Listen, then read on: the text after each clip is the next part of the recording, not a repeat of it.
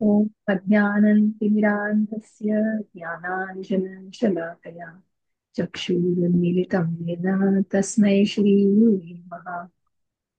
श्रीचैतन्यमनोभीष्टं स्थापितं येन भूतले स्वयं रूप कदा मह्यं ददाति स्वपदान्तिकम्।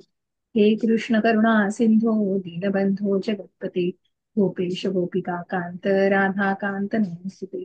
तप्त काञ्चन गौराङ्गी राधे वृन्दावनेश्वरी वृषभानुसुते देवी प्रणमामि हरिप्रिये।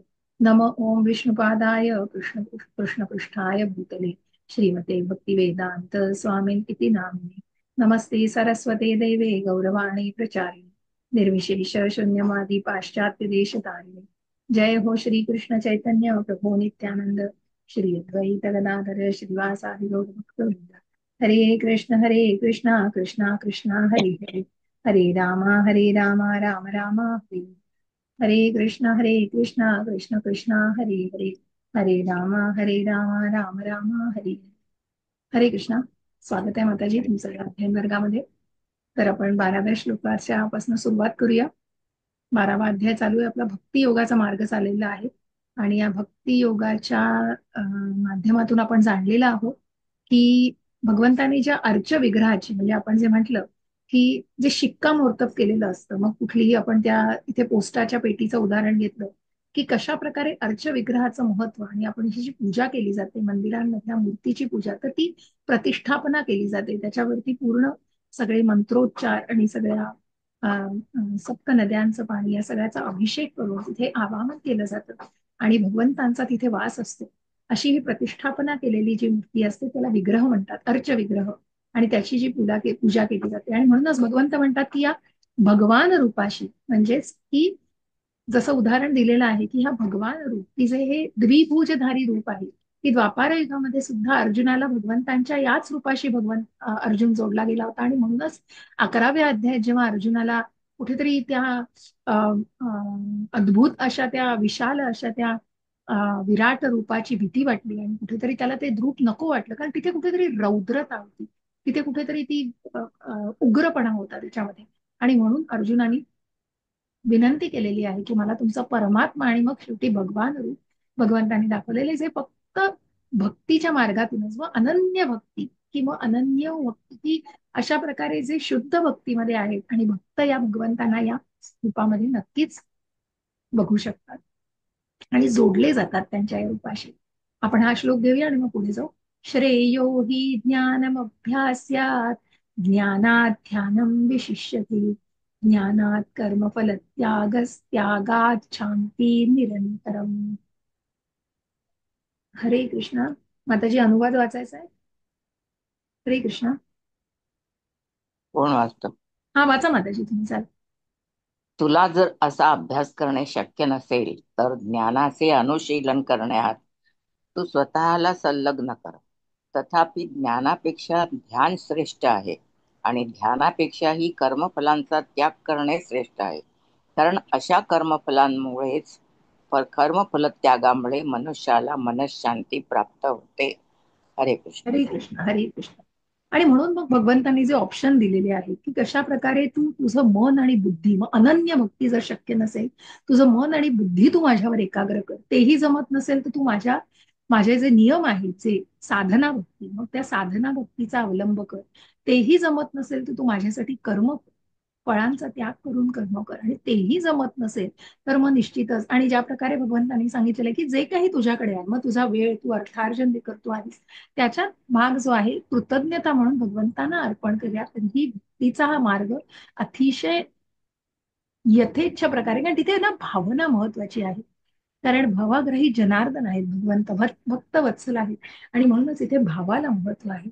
आणि म्हणून मग भगवंत आता सांगतायत की तुला जर अशा प्रकारे अभ्यास करणे, मग भगवंत सांगतायत की या प्रकारे तुला जर शक्य नसेल, जे आपण आधीच्या श्लोकामध्ये जाणलेलं आहे की कर्मफलाचा त्याग करणं शक्य नसेल किंवा हे तू जर माझ्या भावनेने युक्त करून कर्म करण्यात असमर्थ असशील तर सर्व कर्म फळांचा त्याग करून कर्म करण्याचा आणि आत्मस्थित होण्याचा प्रयत्न कर। मग इथे कुठेतरी भगवंतांनी तेही जमत नसेल तर तू ज्ञानाचं अनुशीलन कर, ज्ञानापेक्षा ध्यान श्रेष्ठ आहे की त्या ध्यानातूनच तू भगवंतांशी जोडला जातील, आणि तेही तुला जमत नसेल तर तू तुझ्या कर्मफलांचा त्याग कर. आणि म्हणूनच या कर्मफळांचा त्याग न केलास तर तू त्या कर्माच्या बंधनात अडकणार नाहीस. कारण आपण जे म्हणतो आहोत की हे कर्म करायचं, सगळा कर्माचा खेळ, विकर्म अकर्म, निष्काम कर्म म्हणजेच अकर्म, की भगवंतांना अर्पण केलेलं, आणि म्हणूनच कर्माच्या फळांची अपेक्षा न करता असं केलेलं कर्म हे निष्काम कर्म आहे.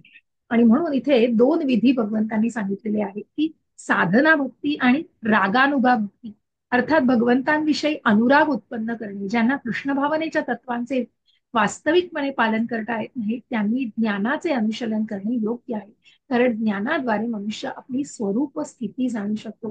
कारण जसं जसं आपण ज्ञान, म्हणजे जसं आता भगवद्गीतेमध्ये पण आपण पुढे पुढे जातोय, पहिले 18 दिवस घेतले, त्याच्यामध्ये आपण काही श्लोकांचा अभ्यास केला, त्यानंतर या पुढच्या टप्प्यावरती पहिल्या पासूनच परंतु प्रत्येक श्लोकाचं जे विवेचन केलं जातं आणि प्रत्येक श्लोकाला आत्मसात करून घेण्याचा प्रयत्न चाललेला आहे. आणि म्हणून अशा प्रकारे या सगळ्या गोष्टी कशा प्रकारे स्टेप बाय स्टेप केल्या जातात, आणि म्हणून या तत्वांचं वास्तविकपणे पालन करता येत नाही.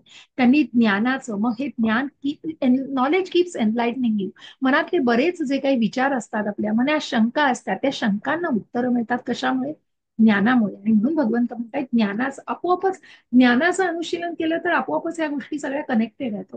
आणि मग ध्यानाद्वारे हळूहळू, की ज्ञानाद्वारे स्वरूप स्थिती जाणू शकतो, क्रमाक्रमाने ज्ञानाची परिणिती ही ध्यानामध्ये होऊ शकते, आणि हे ध्यान ध्यानामध्ये होते, आणि ध्यानाद्वारे हळूहळू करी मनुष्य भगवंतांना जाणू लागतो. अशा प्रकारे असे हे सर्व विधी आहेत. मग याच्यात सारांश दिलेला आहे.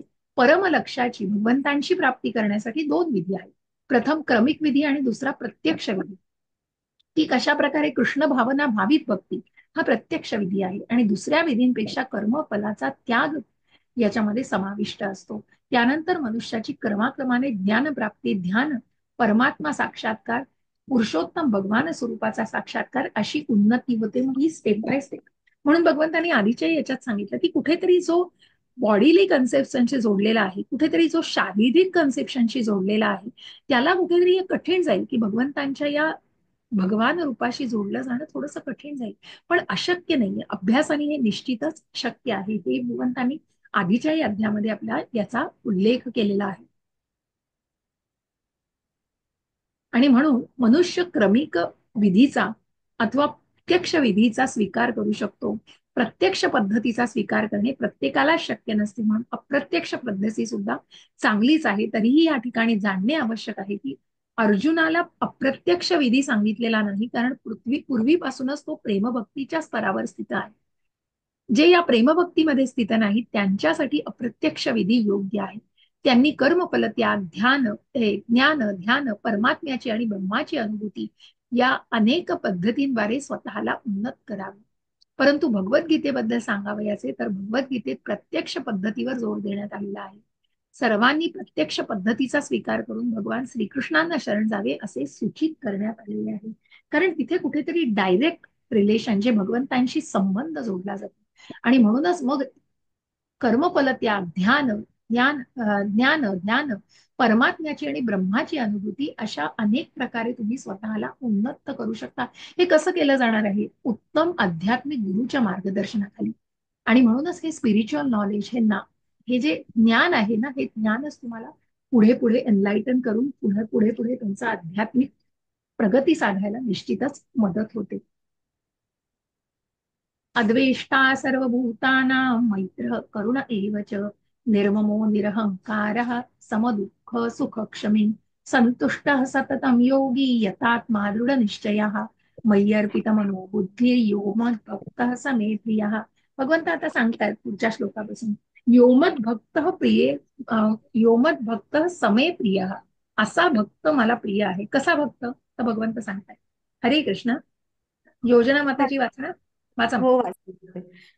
जो जीवांचा द्वेष करीत नाही आणि सर्व जीवांचा सुहृदय मित्र आहे, जो मिथ्या अहंकारापासून मुक्त आहे आणि स्वतःला कमी समजत नाही, जो सुखदुःखामध्ये समभाव राखतो, जो क्षमाशील, सदैव तृप्त, आत्मसंयमी आहे आणि आपले मन व बुद्धी माझ्यावर स्थिर करून जो दृढनिश्चयाने भक्तीमध्ये संलग्न झालेला आहे, तो मला अत्यंत प्रिय आहे.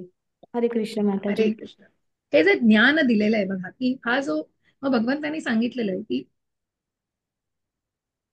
भोक्तारम यज्ञ तपसाम सर्व लोक महेश्वरम सुहृदम, की भगवंत भोक्त आहेतच परंतु सुहृदम, की मित्र आहेत, सुहृद असे हे.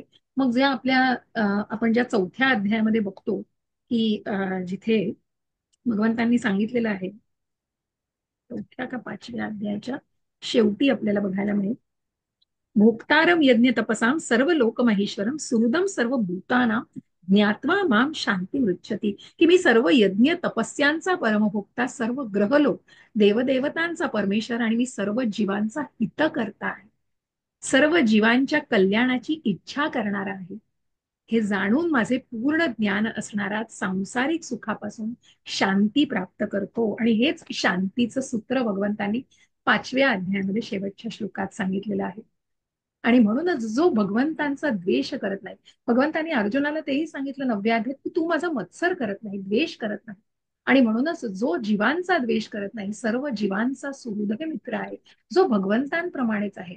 आणि म्हणूनच जो प्रत्येकाच्या हृदयामध्ये परमात्म्याला बघतोय, पंडित हा समदर्शिना, जो एखादा कुत्रा असो, चांडाळ असो, मांजर असो, किंवा एखादी ब्राह्मण असो, कुठलीही व्यक्ती असो, पण तो स्वतः तो सर्वांना सम असा करतो आणि तो सर्व जीवांचा सुहृदय मित्र आहे.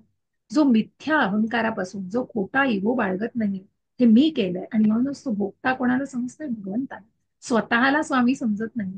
जो सुख आणि दुःखामध्ये कुठेतरी तिथे बॅलन्स्ड आहे, सुखाने हुरळूनही जात नाही आणि दुःखामध्ये होरपळूनही जात नाही, आणि म्हणून तो तिथे कुठेतरी समभाव राखतो, जो क्षमाशील आहे. मग जो आपण ज्या कनिष्ठ, उत्तम आणि मध्यम अधिकारी याच्यामध्ये बघतो, ते कनिष्ठ, मध्यम आणि उत्तम, तो उत्तम अधिकारी जो असतो, तो उत्तम आध्यात्मिक अधिकारी, आणि तो स्वतःला स्वामी समजत नाही, तर तो इतरांमध्ये, तो क्षमाशील आहे, तो प्रत्येकाच्या जीवामध्ये हा परमात्म्याला बघतो, आणि तो प्रत्येकाला कुठेतरी उद्धार करायचा असतो, त्याला सगळ्यांना बरोबर घेऊन जायचं असतं. तो आत्मसंयमी आहे, आपलं मन बुद्धी माझ्यावर स्थिर करून, जो दृढ निश्चयाने मनमना भव मद्भक्तो मद्याजिम्मा नमस्ते, जे 9व्या अध्यायात आपण बघितलं. आणि तो दृढ निश्चयाने, ज्या प्रल्हाद महाराजांचा आपण रोज ऐकतोय आता आहे, आणि खूप सुंदर आहे, सगळ्यांनी खूप सुंदर, म्हणजे कालचंही अतिशय सुंदर झालं, आजचंही राधा वल्लभ प्रभूजींचं खूप सुंदर झालं. तर सगळ्यांनी नक्की 6 पासून चालू झालेला आहे हा उत्सव, आणि आता 11ला उद्या नरसिंह जयंती आहे. तर नक्कीच भक्त प्रल्हादाच्या ह्या कथा आपल्याला ऐकवल्या जात आहेत. तर उद्या उत्सव आहे, आणि नक्की सगळ्यांनी त्या उत्सवात ऑनलाईन सामील व्हा तुम्ही. तर लिंक टाकलेली आहे, तुम्हाला जी सेवा द्यायची असेल तुम्ही सेवेच्या माध्यमातून काही देऊ शकता. पण अशा या प्रल्हाद महाराजांची कथा, ज्याचा कालही उल्लेख केलेला आहे, आजही ती कथा आणि उद्याही ती कथा सांगितली जाईल. तर अशा या दृढता, जी दृढता आहे प्रल्हाद महाराजांची भक्ती, हा भक्त प्रल्हाद कसा आहे, तर तो संलग्न कशात झालेला आहे, दृढ निश्चयाने, की भगवंत संरक्षण करणार आहे, भगवंत आहेत आणि माझं रक्षण करणार आहेत. म्हणून नारायण नारायण, हिरण्य कश्यपू सारख्या असुराच्या पोटी जन्माला येऊन सुद्धा इतका दृढ निश्चयाने, की ज्या प्रकारे नारद मुनींनी त्याच्या कयादू, कयादू त्याच्या आईचं नाव आहे, आणि कयादू नी पोटात प्रल्हाद महाराज असताना नारद मुनींनी त्यांचं रक्षण केलेलं आहे, की असुराच्या पत्नीचं, की सगळे वेड्यात काढतील एखाद्याला, की काय हा व्यक्ती करते, पण जिच्या पोटामध्ये गर्भ वाढतो आहे तो निश्चितच खूप महान असा भक्त आहे. आणि म्हणूनच अशा प्रकारे नारद मुनींनी त्या कयादूला रक्षण केलेलं आहे, कयादूला तिची काळजी घेतलेली आहे, आणि भक्त प्रल्हादावर ते संस्कार गर्भाशयामध्ये झालेले आहेत. आणि म्हणून अशा प्रकारे जो भक्तीमध्ये, म्हणजे तो अतिशय दृढतेने भक्तीमध्ये संलग्न झालेला आहे, आणि असा भक्त भगवंतांना प्रिय आहे. म्हणून भगवंत आता ज्या पुढच्या श्लोकांमध्ये ऐकायचं आहे आपल्याला, की कसा भक्त भगवंतांना प्रिय आहे. आणि म्हणूनच भगवंत शुद्ध भक्ताबद्दल जेव्हा सांगतात, तेव्हा निश्चितच भगवंत सांगतायत की अशा या सगळ्या भौतिकतेमध्ये सर्व सुखदुःखांना जो समानतेने बघतो आहे, कुठल्याही प्रकारच्या काम, क्रोध, लोभ, मद, मोह, मत्सर या गोष्टी अडकत नाही.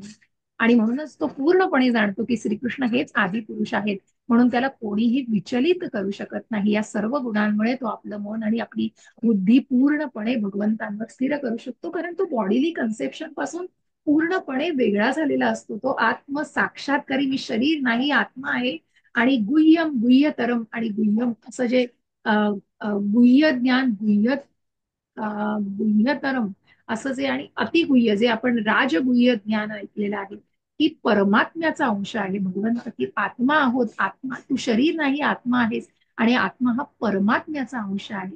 आणि अशा प्रकारे मग हा परमात्मा हा कुठे आहे? प्रत्येकाच्या हृदयामध्ये वसलेला आहे. या सर्व गुणांमुळे तो आपलं मन आणि आपली बुद्धी पूर्णपणे भगवंतांवर स्थिर करू शकतो. भक्तीचा असा हा आदर्श अतिशय निश्चितच दुर्मिळ आहे आणि भक्तीच्या विधी नियमांचे पालन करून तो भक्तीच्या आदर्श अवस्थेप्रत उन्नत होतो. भगवंत यापुढेही सांगतात की असा भक्त हा मला अत्यंत प्रिय आहे आणि त्याच्या परिपूर्ण कृष्ण भावना भावित क्रियांमुळे मी सदैव प्रसन्न असतो. अशा भक्तावर भगवंत हे प्रसन्न असतात आणि म्हणूनच त्या खांबामधून नरसिंहदेव हे आलेले आहेत. हे फक्त आपल्या भक्ताच्या संरक्षणासाठी परित्राणाय साधूना विनाशाय च दुष्कृताम धर्म संस्थापनार्थाय संभवामी युगे युगे. परित्राणाय साधूना, की परित्राणाय म्हणजे आपल्या या भक्ताचं रक्षण करा, विनाशाय ज्या दुष्टांचा संहार करायचा आहे आणि पुन्हा या धर्माची पुनर्स्थापना करण्यासाठी प्रत्येक युगामध्ये भगवंत हे अशा प्रकारे प्रकट होत आहे. आणि म्हणूनच अशा या भक्ताला असा हा भक्त भगवंतांना निश्चित प्रिय असतो. आणि म्हणून पुढच्या या सगळ्या श्लोकांमध्ये आपल्याला जाणायचं आहे की भगवंतांना प्रिय असलेले भक्त कसे आहेत, त्यांचं वर्णन आपण आता सांगतो आहोत. आधी आपण बघितलं की भक्ती कशी असावी, मग ती अनन्य भक्ती असावी, साधना भक्ती असावी, रागानुगा भक्ती असावी. अशा या भक्तीला तुम्ही भक्तीचं जे भक्ती रसामृत सिंधू आहे, नेक्टर ऑफ डिव्होशन, त्याच्यामध्ये फार सुंदर याचं वर्णन आहे. जेव्हा तुम्ही तिसऱ्या लेवलवरती जेव्हा शिकाल भक्ती रसामृत सिंधू, अतिशय सुंदर वर्णन केलेलं आहे या सगळ्याचं. तर आपण पुढे जाऊया 15व्या श्लोकाला. यस्मान माता मुच्यते. हरे कृष्ण माताजी. हरे प्रश्न आता विचारू की शेवटी? नाही ठीक आहे, विचारा ना, ह्या श्लोकाशी संदर्भात आहे, नक्की विचार. नाही, पाठच्या श्लोकाशी होता. म्हणजे त्याच्यामध्ये लिहिले ना, भगवंतांना प्राप्त करण्यासाठी प्रत्यक्ष विधी किंवा अप्रत्यक्ष विधी. हा, मग प्रत्यक्ष विधी आणि अप्रत्यक्ष विधी म्हणजे काय? येस येस, कुठल्या श्लोकाने म्हटलंय तुम्ही? आता गेल्याच श्लोकामध्ये ह्याच्या, हा हेच म्हणजे अद्वैत 14. सर्व भूतांची. हा, अच्छा, एक मिनिट हा.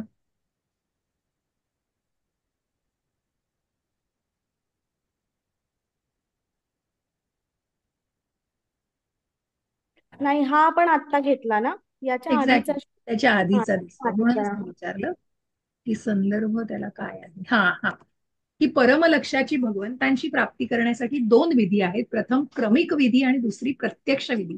कृष्ण भावना भावित भक्ती ही प्रत्यक्ष विधी आणि दुसऱ्या विधीमध्ये कर्मफल त्यागाचा समावेश असतो. त्यानंतर मनुष्याची क्रमाक्रमाने ज्ञानप्राप्ती, ध्यान, परमात्मा साक्षात्कार आणि पुरुषोत्तम भगवान स्वरूपाचा साक्षात्कार अशी उन्नती होते. कसं आहे ना माताजी, हे दोन्हीही विधी हे निश्चितच आता अर्जुनाला अप्रत्यक्ष विधी सांगितलेला नाहीये, कारण जो भक्त असतो, भगवंतांचा भक्त असतो, त्याला भगवंतांची भक्ती म्हणजे भगवंतांची प्रत्यक्ष सेवा. अप्रत्यक्ष म्हणजे काय? जेव्हा तुम्ही कर्मातून भक्ती साधता आहात, जेव्हा तुम्ही तुमच्या कर्माची फळं भगवंतांना अर्पण करता आहात, तुम्ही ती अप्रत्यक्षरित्या मग साधना भक्ती करता आहात, नियम पालन करतात. पण जेव्हा तुम्ही भक्ती म्हणजे कुठली नवविधा भक्ती, श्रवणम, कीर्तनम, अर्चनम, वंदनम, पादसेवनम, साख्यम, दास्यम, आत्मनिवेदनम, ह्या ज्या सगळ्या नवविध भक्तीच्या सेवा दिल्या ह्या प्रत्यक्ष भगवंतांची भक्ती करणं. प्रत्येक तुमचा अवयव भक्तीमध्ये, भगवंतांच्या भक्तीमध्ये लीन झालेला असतो. आणि म्हणूनच इथे जाणणं आवश्यक आहे की अर्जुनाला अप्रत्यक्ष विधी सांगितलेला नाही, कारण पूर्वीपासूनच तो प्रेम भक्तीच्या स्तरावर आहे. जे या प्रेमभक्तीमध्ये स्थित नाहीत त्यांच्यासाठी अप्रत्यक्ष विधी योग्य आहे. त्यांनी कर्मफल त्याग, ज्ञान, ध्यान, परमात्म्याची, ब्रह्माची अनुभूती या अनेक पद्धतीद्वारे स्वतःला उन्नत करावे. कसं आहे माताजी, जे भक्त आहेत ना त्यांना या अप्रत्यक्ष विधीची गरज नाही, परंतु जे ब्रह्म, परमात्मा या दोन स्वरूपांवर आधारित आहे, दोन भगवंतांच्या दोन टप्प्यावरची जे निगडीत आहेत, त्यांना कुठेतरी टप्प्याटप्प्याने भगवंतांनी ही भक्ती सांगितलेली आहे. आणि म्हणून भगवंत सुरुवातीला जेव्हा सांगतायत तुझं मन आणि बुद्धी माझ्यावरती केंद्रित कर, भक्त नक्कीच केंद्रित करू शकेल जो कृष्ण भावना भावित आहे, ज्याने भगवंतांना पूर्णपणे जाणलेला आहे. पण बाकीच्यांना भगवंत काय सांगतायत की तू कर्माच्या फळांचा त्याग कर, त्यानंतर ज्ञानाचं अनुशीलन कर, ध्यान योग हे कर. कारण का? कारण तिथे कुठेतरी टप्प्याटप्प्याने भगवंतांनी ही गोष्ट सांगितलेली आहे. त्याला अप्रत्यक्ष, दॅट इज समथिंग इनडायरेक्ट त्याची. डायरेक्ट म्हणजे तुम्ही प्रेमभक्ती म्हणा, ज्या डिवोशनल सर्व्हिस, तुम्ही चॅन्टिंग आणि तुमची भक्ती, ही प्रत्यक्ष भक्ती झाली. जो अर्जुन प्रत्यक्ष, की जे श्रद्धा, साधुसंग, भजन क्रिया, अनर्थ निवृत्ती रुची, निष्ठा, भगवंतांप्रती आसक्ती, भावभक्ती आणि प्रेमभक्ती या टप्प्यावरती जे आहे ती प्रत्यक्ष भक्ती माताजी. आणि अप्रत्यक्ष ही तुम्ही कुठेतरी इनडायरेक्टली करता आहात, जी तुम्ही ब्रह्म परमात्मा रूपाशी आधी निगडित आहेत. मग जे निर्विशेषवादी आहेत, निराकारवादी आहेत, त्यांनाही भगवंतांनी स्वीकारले, पण ते कुठेतरी अप्रत्यक्ष स्वरूपामध्ये ही भक्ती करतात. आणि मग ते हळूहळू का होईना पण भगवंतांची प्राप्ती निश्चित करते, जेव्हा त्यांना परमात्म्याची आणि ब्रह्माची अनुभूती होते, तेव्हा ते निश्चितच या प्रत्यक्ष भक्तीमध्ये येते. हो, समजलं हे समजलं लक्षात. माताजी. ठीक आहे. हो. हो माताजी, श्लोक वाचू? हो, नक्की नक्की. पुढचा श्लोक तुम्ही वाचा. एक हा. मिनिट. येस. यस्मान्नो द्विजते लोको लोकान्नो द्विजते च यः हर्षामर्षभयोद्वेगे मुक्तो यः स च मे प्रियः. खूप छान हरे माताजी. हरी बोल, हरी बोल. खूप छान. थँक्यू माताजी. वाचू पुढचं हो, की वाचा वाचा. माताजी अनुवाद सांगू काय? अनुवाद वाचा माताजी. हा. ज्याच्यामुळे कोणीही उद्विग्न होत नाही आणि जो इतर कोणामुळे उद्विग्न होत नाही, जो हर्ष आणि दुःख, भय आणि चिंता यामध्ये समभाव राखतो, तो मला अत्यंत प्रिय आहे. हरे कृष्ण माताजी. हरे कृष्ण. उद्विग्नता बघा, की जो कुठेतरी इरिटेशन, म्हणजे कशा प्रकारे की इतरांनी जरी भक्ताला त्रास देण्याचा प्रयत्न केला तरीही तो उद्विग्न होत नाही. आणि हाच पेशन्स आणि हाच जो समतोल राखायचा आहे, तो जो बॅलन्स राखला जातोय, सुख दुःखामध्ये बॅलन्स राखला जातोय, आपल्या आपल्या स्वभावाला आपण कशा प्रकारे कंट्रोल करून, मग ती कितीही चिडवलं कोणी, कितीही उद्विग्न करण्याचा प्रयत्न केला, मग भक्ताला निश्चितच बऱ्याच वेळेला या टप्प्यांवरनं जाता येतं, अरे काय हा करतो आहे. आणि आत्तापासूनच असं वाचन चाललंय, भक्ती करतोय, कीर्तन करताय. मग बऱ्याच जणांना बरेच अनुभव सांगतात ना ते कृष्ण भावनेमध्ये जे आहेत. मग जपमाळ घेऊन बसले तरी कोणी काही सांगणार आहे, अरे आत्तापासूनच तू जपमाळ करतोय. किंवा मग ज्यांना याची तितकी तीव्रता नसते, किंवा ज्या इंटेन्सिटीनी माहिती नसतात भक्तीच्या गोष्टी, किंवा जे या भक्तीच्या मार्गावर आलेलेच नसतात, मग त्यांना या गोष्टीकडे बघण्याचा त्यांचा दृष्टिकोनच वेगळा असतो. आणि म्हणूनच अशा साधनेमुळे कशा प्रकारे अशा भक्ताला त्रास होण्याच्या बऱ्याच गोष्टींना भक्ताला तोंड द्यायला लागतं, पण तो त्यामध्ये उद्विग्न होत नाही. कारण भगवंतांच्या कृपेने तो साधनेमुळे इतका प्रगत झालेला असतो की तो कोणत्याही बाह्य उपद्रवांनी क्षुब्ध होत नाही, म्हणजे चिडत नाही. वास्तविकपणे भक्त सदैव कृष्ण भावना भावित असल्यामुळे आणि भक्तीमध्ये संलग्न असल्यामुळे अशा भौतिक परिस्थितीमुळे तो विचलित होत नाही. कारण त्याला मटेरियल जे असतं ना, कारण त्यांनी स्वतःला एक तर शरीर नसून आत्मा आहे. मग हा शरीराला जे काही काय कोणी बोलू दे, काय टोचतंय का काही, किंवा काही होणार आहे का त्यांनी, कारण त्या गोष्टीकडे त्याचा बघण्याचा दृष्टिकोनच त्यांनी बदलून टाकलेला असतो. जेव्हा तो या भक्तीच्या मार्गावर येतो तेव्हा त्याच्यात मनातलं हेट्रेड, त्याच्या मनातल्या ज्या काही उद्विग्न करणाऱ्या गोष्टी आहेत त्यापासून त्यांनी स्वतःला पूर्णपणे विचलित केले, पूर्णपणे काय म्हणतात ना त्याला, वेगळं केलेलं असतं. आणि म्हणून तो अशा गोष्टीने विचलित होत नाही. सामान्यतः याविषयी मनुष्याला जेव्हा आपल्या शरीरासाठी किंवा इंद्रिय तृप्तीसाठी काही आढळते तेव्हा तो अतिशय आनंदी होतो. परंतु आपल्याकडे नसणारी इंद्रिय तृप्तीची साधने इतरांकडे पाहिल्यावर जो दुःखी होतो आणि इतरांचा द्वेष करू लागतो. जेव्हा त्याला आपल्या शत्रूकडून प्रतिकाराची अपेक्षा असते तेव्हा तो भयभीत झालेला असतो. आणि जेव्हा तो यशस्वीपणे काही करू शकत नाही तेव्हा तो खिन्न होतो. जो फक्त सदैव अशा विकारांच्या पलीकडे गेलेला असतो तो श्रीकृष्णांना अत्यंत प्रिय असतो. कारण मग तिथे कुठेतरी ती चढाओढ आली. मग माझ्याकडे आहे म्हणून त्या मत्सराची व्याख्या तर किती छान केलेली आहे, की I like what you have but I don't like that you have it. खूप छान केले, की मला आवडतंय तुझ्याकडे काय आहे ते मला आवडतंय, पण ते मला आवडत हे नाहीये की ते तुझ्याकडे आहे. आणि हाच मत्सर आहे. आणि म्हणून हा मत्सर, हा द्वेष त्याला कुठेतरी उद्विग्न करत असतो. कारण मग तो इतरांची प्रगती बघू शकत नाही. कारण तो त्याच्या इंद्रिय तृप्तीच्या साधनांकडे, त्याला त्याच्या इंद्रिय तृप्तीकडे तो इतक्या तीव्रतेने बघत असतो की मला आनंद कशात न मिळेल. मग अशा या मत्सरामुळे की इतरांचं कुठेतरी नुकसान होत आहे तरीही त्याला आनंद घेतोय, ही किती भयंकर उद्विग्नता आहे.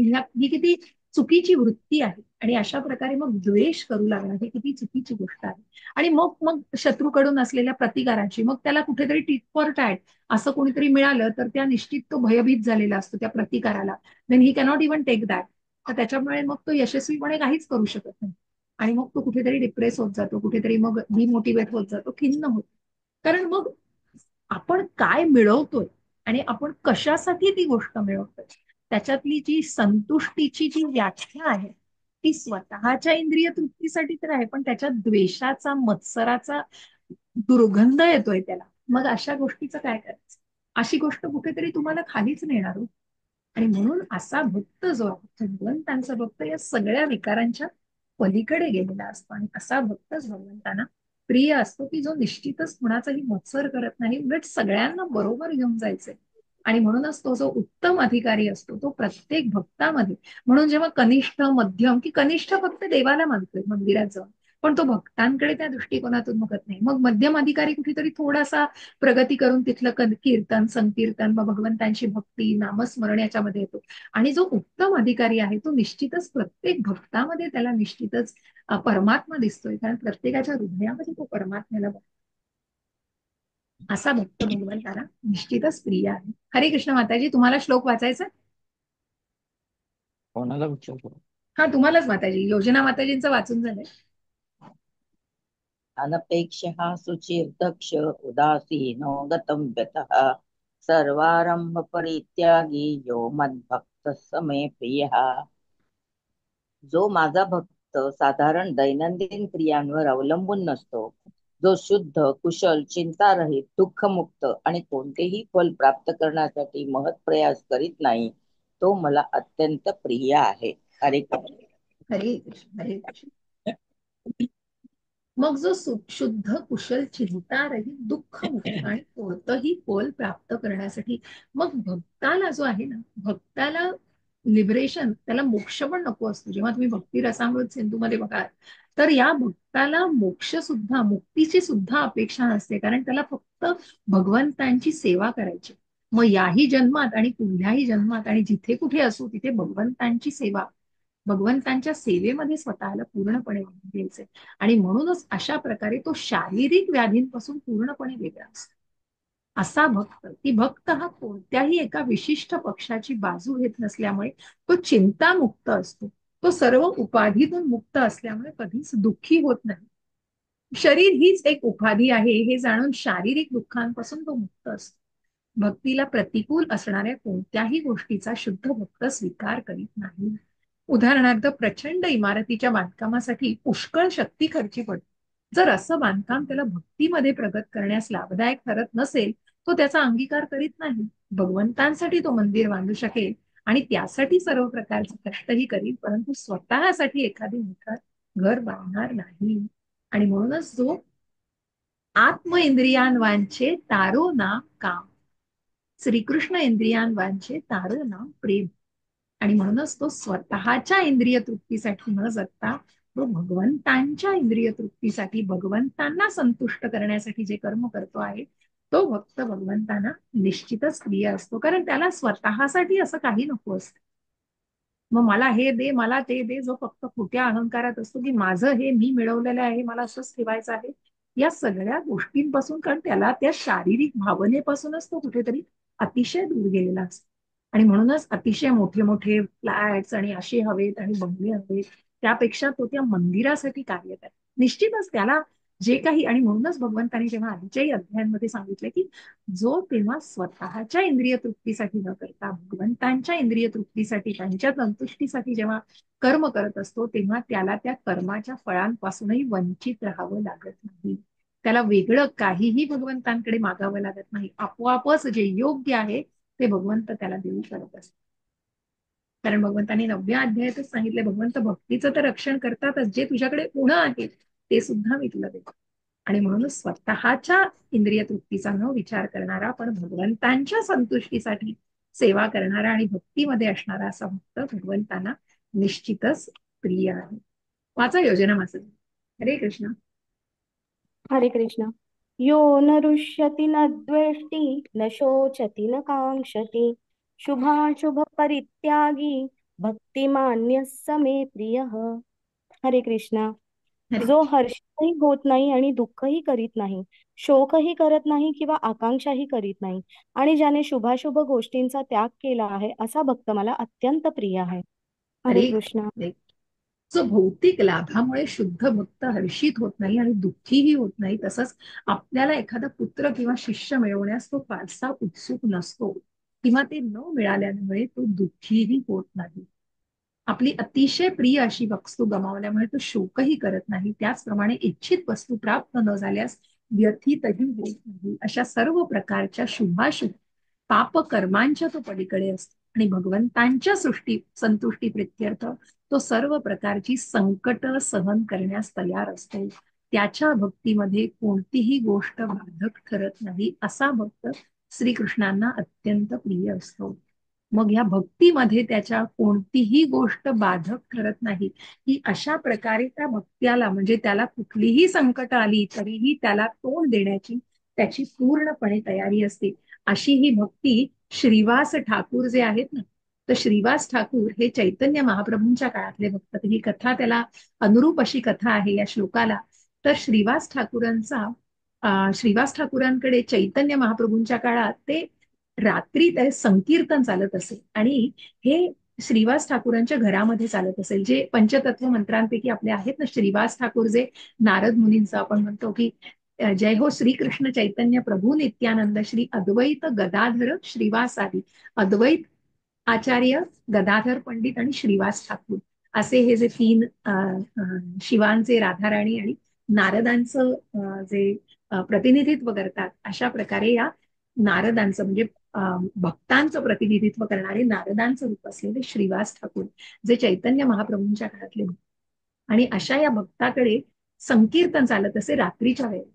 या श्रीवास ठाकूरांकडे एके दिवशी असंच कीर्तन असे आणि आणि अतिशय एस्केलेट म्हणजे आपण म्हणतो ना खूप एक्झाल्टेड म्हणजे अतिशय भावुकतेमध्ये हे कीर्तन चालत असे आणि म्हणून हे घरामध्ये त्यांच्या चालत असे.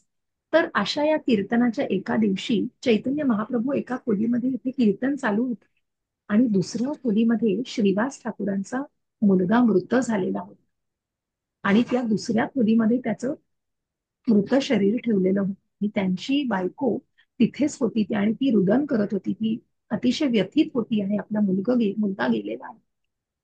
परंतु श्रीवास ठाकूर बघा या श्लोकालाच जे आपण अनुरूप म्हणून म्हणतो आहोत की कुठल्याही प्रकारची व्यथितता न दाखवता कुठल्याही प्रकारचं दुःख न दाखवता श्रीवास ठाकूर हे चैतन्य महाप्रभूंच्याच तिथे खोलीमध्ये असतात आणि तिथे कीर्तन करत असतात आणि त्यानंतर पुन्हा जेव्हा मृत शरीर मुलाचं ठेवलेलं असतं त्या खोलीमध्ये ते येतात आणि बायकोला सांगतात की तू रडून आवाज करू नको, कीर्तनामध्ये व्यत्यय आणू नकोस तू, आणि तू व्यत्यय आणलास तर तुला इथे दोन मृत शरीर दिसतील, एक तुझ्या मुलाचं आणि एक माझं. आणि म्हणून ते आपल्या बायकोला तसं सांगतात आणि पुन्हा ते चैतन्य महाप्रभूंच्या दालनामध्ये जातात. आणि तिथे गेल्यानंतर चैतन्य महाप्रभू म्हणतात की थोडा वेळ जातो आणि ते म्हणतात माझ्या आज काय झालंय श्रीवास ठाकूर, काही झालंय का की माझ्या मी जे काही कीर्तन करतोय त्याला तो भाव येत नाहीये. तर श्रीवास ठाकूर म्हणतात नाही काही झालेलं नाहीये प्रभू, काही नाहीये असं. तर त्यावेळेला सांगतात पण पुन्हा थोडा वेळ जातो आणि चैतन्य महाप्रभू म्हणतात नाही तुम्हाला सांग माझ्या कीर्तनामध्ये मला गोडी येत नाहीये आज अजिबात. आणि मग मात्र श्रीवास ठाकूर मग ते ऐकतच नाहीत आणि ते मुद्दाम दुसऱ्या दालनामध्ये जातात आणि दुसऱ्या दालनामध्ये गेल्यावर ते बघतात की तिथे त्यांचा मुलगा मृत्यू पावलेला आहे आणि तरीही श्रीवास ठाकूर काहीही बोलत नाहीये. त्यांच्या चेहऱ्यावरचे भाव बघून चैतन्य महाप्रभू त्यांना गळ्याशी घेतात आणि अक्षरशः म्हणजे ते म्हणतात की हा म्हणजे असा भक्त भगवंतांचा असणं की त्यांची बायको तिथे असते आणि ती रडत असते आणि हे सगळं बघून श्रीवास ठाकूरांना गळ्याशी घेऊन ते म्हणतात की हे तू का मला सांगितलं नाहीस आणि तुझा मुलगा मृत्यू पावलेला आहे. तर मग हे बघून की नाही तुमच्या कीर्तनामध्ये कुठलाही व्यत्यय यायला नको म्हणून मी काही बोलू. आणि मग ते भगवंत असो प्रत्यक्ष भगवंतांचाच अंश ते आपल्या भक्ताला गळ्याशी करतात आणि त्यांच्या मुलाला सुद्धा पुन्हा चेतना देऊन पुन्हा अ, अ, अ, जीवन देण्याचा त्याला इच्छा व्यक्त करतात. आणि त्यांची बायकोही अतिशय व्यथित असते, तिला पण ते समजावतात आणि त्यानंतर मात्र श्रीवास ठाकूरांच्या मुलाला पुन्हा मिळालेलं आहे म्हणजे तो पुन्हा त्याला जीवदान मिळाल्यावर परंतु तो म्हणतो की का तुम्ही मला हे दिलंय, बघा भक्तांचे भक्त की मी मोक्षाच्या मार्गावरती होतो तर कशासाठी तुम्ही मला हे पुन्हा आणलेलं आहे. म्हणजे इतका भक्त हा भगवंतांशी निकट झालेला असतो की त्याला शारीरिक कुठल्याही भावनांची कुठलीही ओढ नसते आणि असे हे भगवंतांचे भक्त ज्या चैतन्य महाप्रभूंच्या काळामध्ये आपण जे हरदास ठाकूर, श्रीवास ठाकूर, हरिदास ठाकूर जे 3 लक्ष वेळेला नामस्मरण केल्याशिवाय अन्न पाणी घ्यायचे नाही, 64 माळा, 3 लाख दशलक्ष एवढं त्यांचं 3 लाख वेळेला नामस्मरण करायचे, त्यांना नामाचार्य म्हणायचे चैतन्य महाप्रभू. असे हे भगवंतांचे भक्त, जे भगवंतांच्या संतुष्टी प्रित्यर्थ सर्व प्रकारची संकट सहन करण्यास तयार असतात. म्हणून आपल्याला आधीच्या काही श्लोकांमध्ये की भगवंत सुद्धा सांगतात, अरे तुम्ही जे भक्त ऐकत नाहीयेत, म्हणजे ज्या अशा काही उल्लेख दिलेला आहे की भक्त भगवंतांसाठी कुठली रिस्क घ्यायला पण तयार असतात. म्हणजे भगवंत सांगत नाही तरी पण भगवंतांच्या भक्तीसाठी, की या व्यक्तीला भगवंतांच्या भक्तीमध्ये आणायचंय, म्हणून तो भक्त इतक्या थराला जातो की मग तो म्हणतो की नाही, भगवंतांनी जरी नसेल सांगितलं तरी भगवंतांच्या भक्तीमध्ये याला आणायचं आहे. आणि कितीही कष्ट, जसं उदाहरण आहे आपल्या प्रभुपादांचं, की इथे सामान्य मनुष्य सुद्धा उभा राहू शकणार नाही अशा अशा भागांमध्ये जाऊन, ज्या अंमली पदार्थांच्या आहारी गेलेले जे हिप्पी लोक आहेत, त्यांना परिवर्तित केलं प्रभुपादांनी, की प्रभुपादांनी त्या भगवंतांचे इतके शुद्ध भक्त, की कितीही संकट येऊ दे, हो किती 70व्या वर्षी वयाच्या, की जे निघालेले आहेत त्या जलदूतावरती 2 हार्ट अटॅक येऊन गेलेले आहेत, पण ही संकट सगळी तारत तारत भगवंतांची, की वरती गुरूंचा दिलेला आदेश आहे तो शिरसावन्न मानून प्रत्येकाच्या हृदयामध्ये ही भावना जोपासायची आहे. अशा एकाच दृढतेने, म्हणजे दृढता, आणि दृढता अत्यंत महत्वाची आहे. असा भक्त भगवंतांना निश्चितच स्त्रिया. हरे कृष्णा. पुष्पलता माताजी वाचाल. श्लोक वाचायचा आहे की मी वाचू माताजी? नाही वाचते. वाचा. हरे कृष्ण. समहा शत्रौ च मित्रे च तथा मानापमानयोः शीतोष्ण सुख दुःखेषु समः संग विवर्जितः तुल्यनिन्दास्तुतिर्मौनी सन्तुष्टो येन केनचित् अनिकेतः स्थिरमतिर्भक्तिर्मान्मे प्रियो नरः.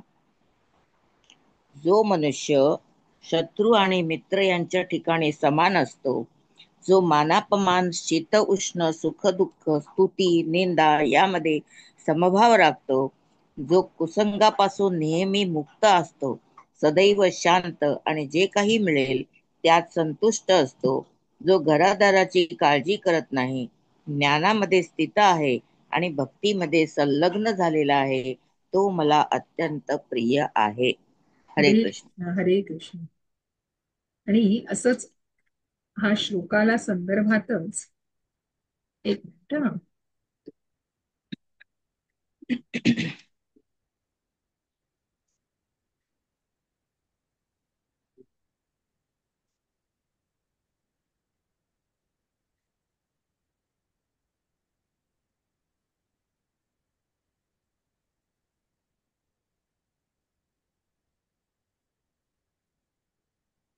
दुसऱ्या अध्यायामध्ये सुद्धा आपल्याला असाच एक श्लोक मिळतो. शीतोष्ण सुख दुःखदा, कशा प्रकारे शीत आणि उष्ण याची कुठलीही पर्वा न करणार. आणि असा हा श्लोक मी जरा फक्त बघायला, तुम्हाला संदर्भ बघायला बघत होतो.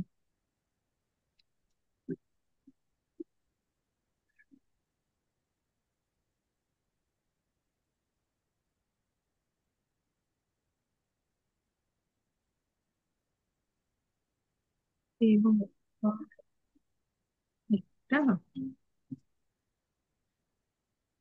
हा. मात्रा स्पर्शास्तु कौंतेय शीतोष्ण सुख दुःखदा आगमा पायिनो नित्या स्थान स्थितिक्ष स्वभारत. हे कौंतेय, तात्पुरती उत्पन्न होणारी आणि कालांतराने विनाश पावणारी जी सुखदुःख आहेत, ती हिवाळा व उन्हाळा यांच्या येण्या जाण्याप्रमाणे आहेत.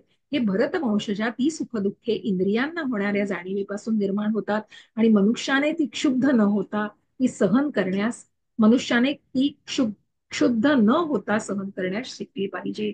2:14 मध्ये भगवंतांनी आपल्याला याचं ज्ञान जेव्हा अर्जुनाला द्यायला लागले, तेव्हा भगवंतांनी याविषयी उल्लेख केलेला आहे. आणि म्हणूनच जो शत्रू आणि मित्र यांना समान ठिकाणी, मग त्याच्यासाठी शत्रू असा नसतोच हो. कारण त्याला कुठल्याही प्रकारचा द्वेष नाही, मत्सर नाही. तो मानापमान, शीत उष्ण, सुख दुःख, स्तुती निंदा या सगळ्याला तो सम मानत असतो. जो कुसंगापासून नेहमी मुक्त असतो, मग त्याला कुठल्याही प्रकारचं वाईट असोसिएशन, कारण मग तो त्यापासून 4 हात लांबच असतो. सदैव शांत, जे काही मिळेल त्यात संतुष्ट असतो, जो घरादाराची काळजी करत नाही, ज्ञानामध्ये स्थित आहे आणि भक्तीमध्ये संलग्न झालेला आहे. अशा प्रकारे असा भक्त भगवंतांना प्रिय आहे. आणि असा हा भक्त म्हणजेच काय, तर जो तृप्त असतो, जो सगळ्या, त्याला कुठल्याही गोष्टीची आशा आकांक्षा नसते. आणि म्हणून तिथे कुठेतरी मग न मिळालंय म्हणून खंत नाहीये, किंवा अति मिळालंय म्हणून खूप एक्साइटमेंट नाहीये. अशा प्रकारे जिथे कुठेतरी बॅलन्स्ड आहे. आणि म्हणूनच जो भक्त नाही त्याच्याकडे सद्गुण असूच शकत नाही. पण भक्त म्हणून ओळखले जाण्याची ज्याची इच्छा आहे त्याने सद्गुण विकसित केले पाहिजेत. आणि हे सद्गुण म्हणजेच आपल्याला हे दिलेले आहे. भक्त हा सर्वच परिस्थितीमध्ये सुखी असतो. त्याला कधी कधी स्वादिष्ट रुचकर भोजन मिळेल, अथवा कधी कधी मिळणारही नाही, परंतु तो तृप्त असतो. तो घरादाराबद्दल चिंता करीत नाही. तो कधी कधी वृक्षाखाली राहील, राजवाड्यासारख्या मोठ्या इमारतीत राहील, परंतु त्याला कशाचंही आकर्षण नसतं. त्याला स्थिर म्हटलं जातं, कारण तो आपल्या निश्चयामध्ये आणि ज्ञानामध्ये स्थिर असतो. भक्तांच्या गुणवर्णनात आपल्याला काही पुनरावृत्ती आढळेल, परंतु भक्ताने हे सर्व गुण प्राप्त करणे आवश्यक असल्याचे तथ्य निक्षून सांगण्याकरता ही पुनरावृत्ती करण्यात आली आहे. सद्गुणांशिवाय मनुष्य शुद्ध भक्त होऊ शकत नाही. हराव भक्तस्य कुतो महद्गुणः.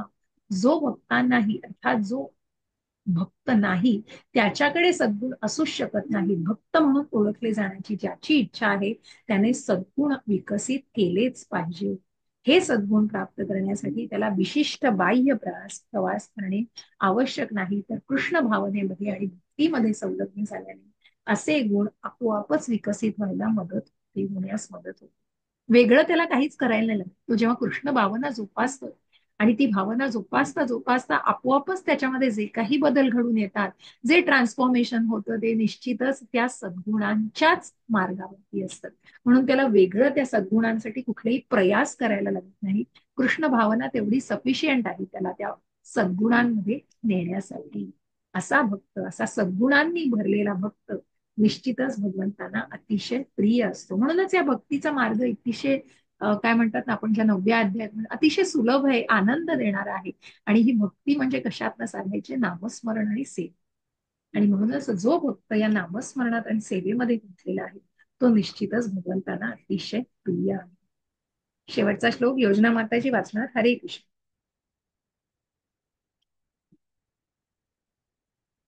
हरे कृष्ण माताजी. हरे कृष्ण.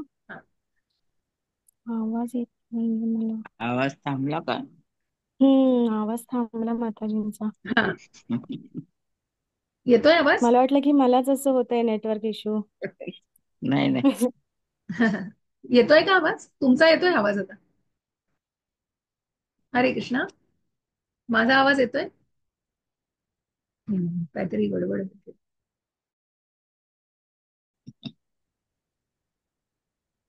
चालू झालं परत.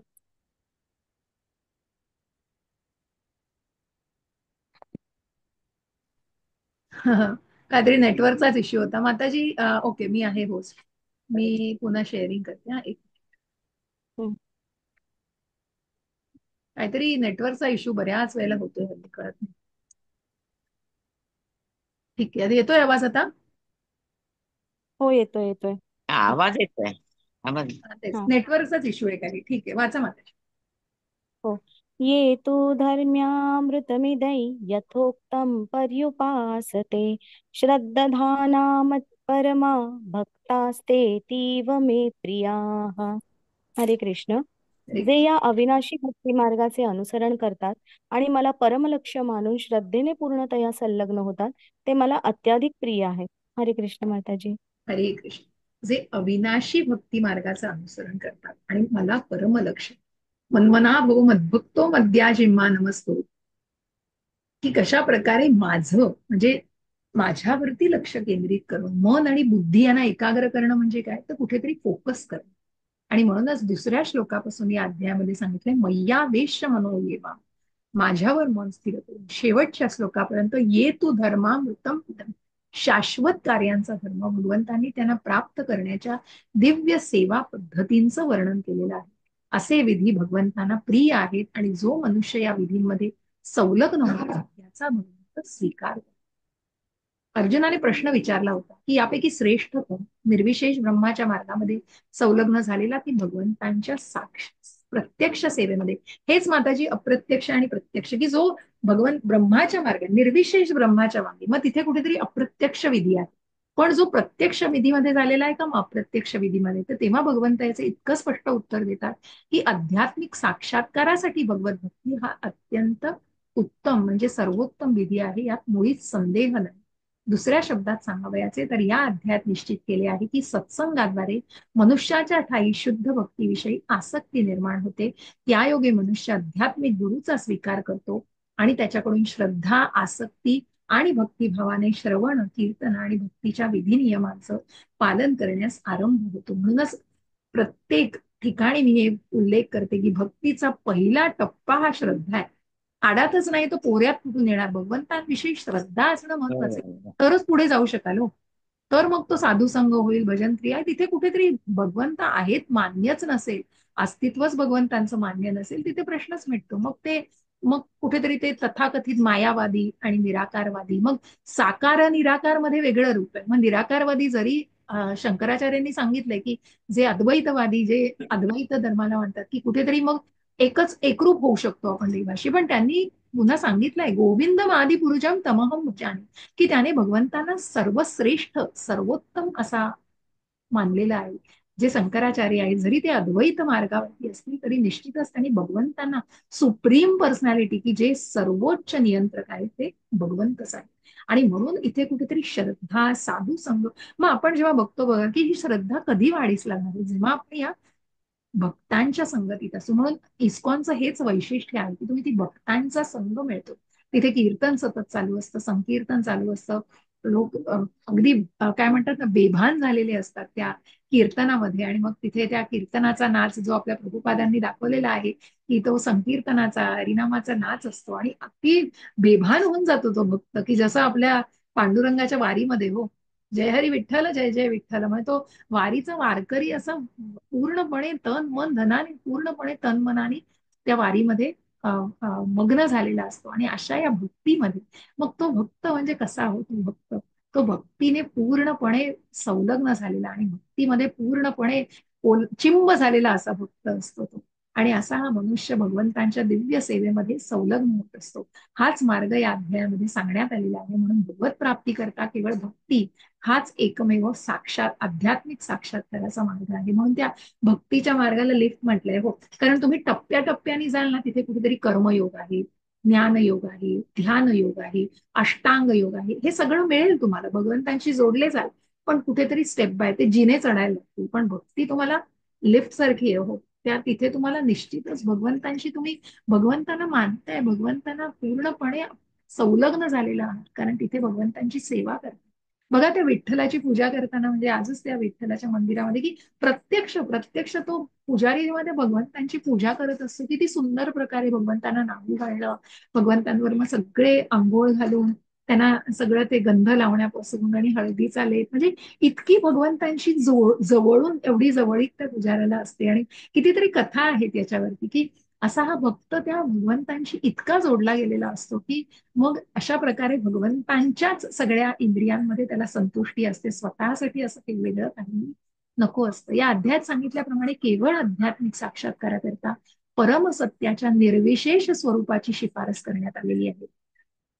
दुसऱ्या शब्दात सांगावयाचे तर मनुष्याला जोपर्यंत शुद्ध भक्तांची संगत लाभत नाही तोपर्यंत निर्विशेष ब्रह्म लाभदायक ठरू शकते. निर्विशेष ब्रह्माची प्राप्ती करण्याकरता मनुष्य पलाशा विरहित कर्म करतो आणि चेतन तत्व आणि पदार्थांचे आकलन होण्याकरता ज्ञानाचं अनुशीलन व ध्यान करतो. जोपर्यंत मनुष्याला शुद्ध भक्ताचा संग लाभत नाही तोपर्यंत हे आवश्यक आहे. ही पुन्हा अप्रत्यक्ष विधी झाला माताजी, की जे परमात्मा, जे ब्रह्म आणि परमात्मा रूपाशी निगडित आहे.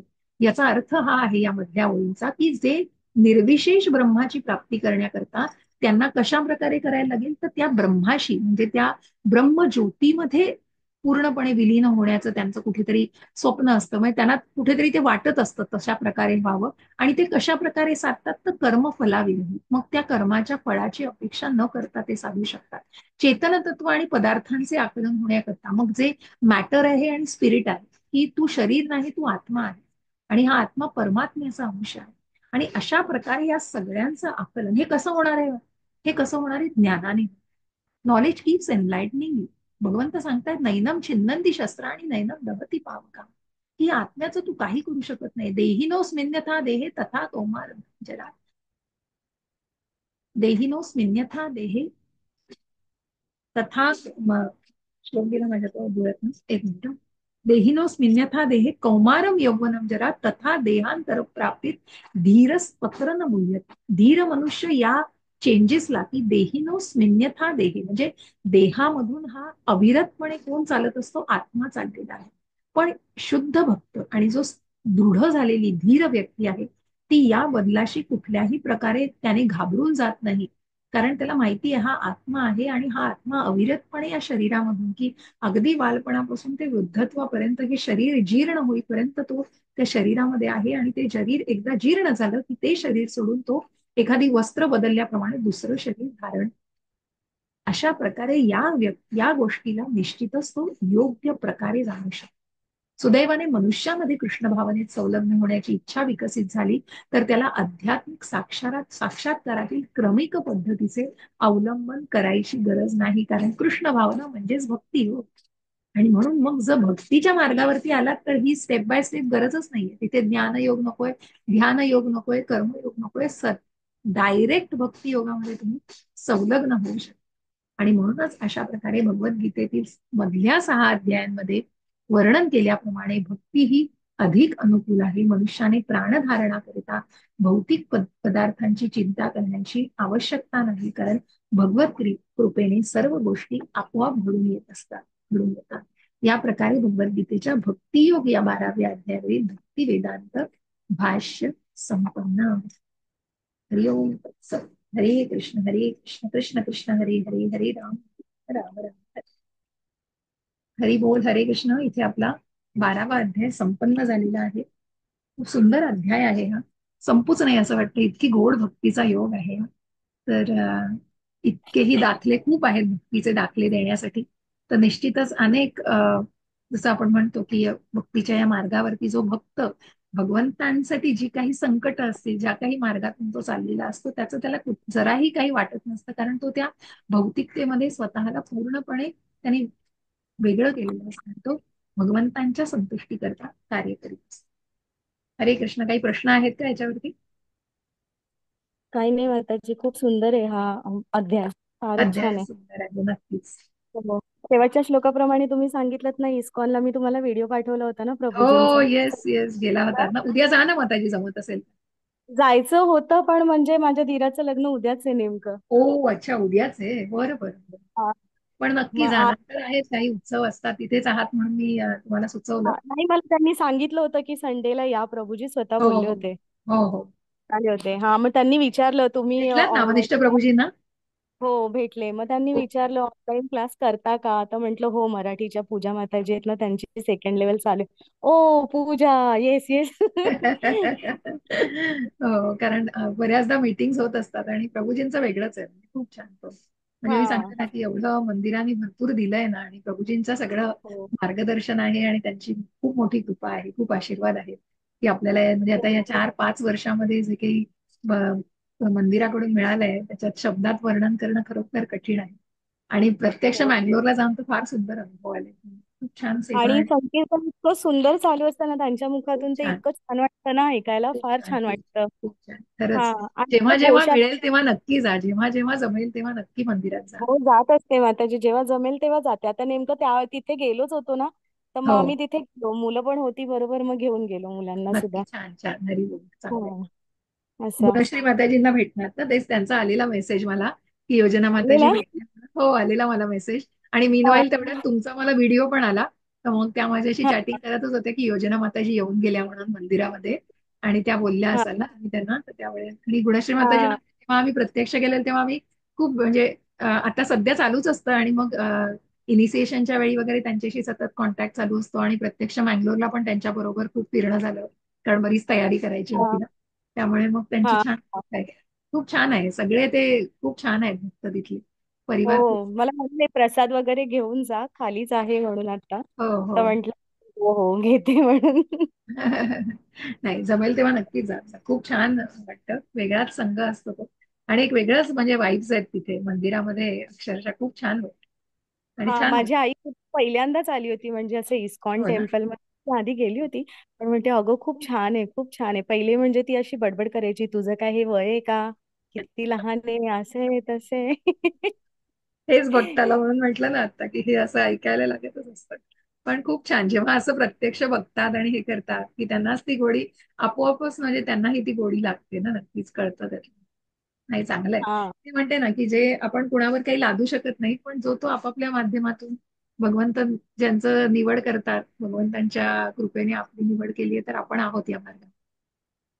हा आणि जे म्हणजे या श्लोकामध्ये सांगितलेत ना ते बरेचसे अनुभव आलेले आहेत की म्हणजे पहिले आपल्या पाठून काहीतरी म्हणतात पण आता याच्यामध्ये लागल्यावर असं वाटतं की ठीक आहे बोलू दे त्यांना काही म्हणायचंय ते म्हणू दे. हा असं बरोबर. असतं.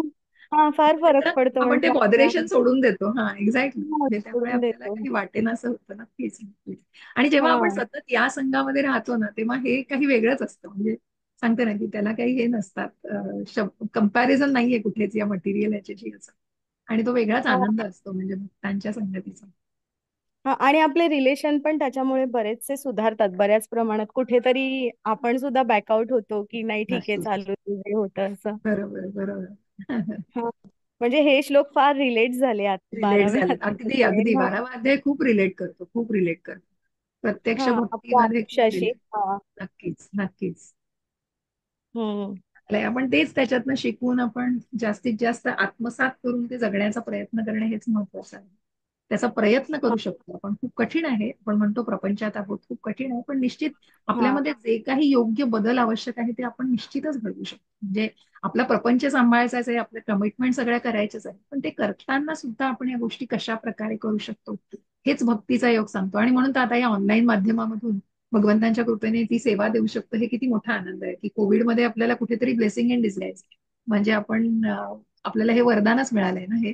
कारण आपण घरातून ही सेवा देऊ शकतो, श्रवणम कीर्तनम, म्हणजे खरोखर एक वेगळा आनंद आहे. म्हणून तर प्रभूजींचं तेच खूप आहे की ऑनलाईन कॉंग्रिगेशन असंच वाढत जाऊन प्रभूजींना 25,000 पर्यंत संख्या न्यायची, की आता जवळजवळ म्हणजे आहेतच सध्या.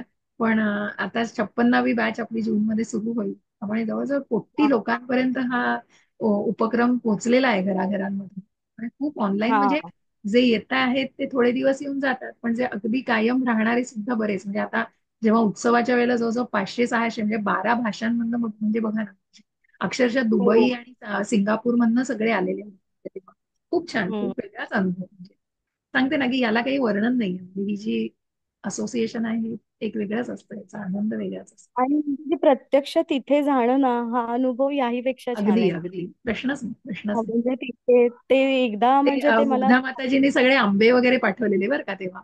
अक्षय तृतीयेला तुम्ही त्याच्या आधी जाऊन आला असं मला वाटतं. तर माहिती नाही तुम्ही ते आंब्यांचं डेकोरेशन बघितलं का? नाही नाही मी त्याच्यानंतर जाऊन आले मी हा, पाहिलं ते ऑनलाईन आंब्याचं बघितलं का? डेकोरेशन. बघितलं का? हो अच्छा, हो हा. हा मी त्याच्यानंतर गेले. गेले होतात, हा. हा, छान. आणि मी जाऊन आले आणि आमच्या पण झाडाचे आंबे आत्ता पिकलेत 2 दिवसात.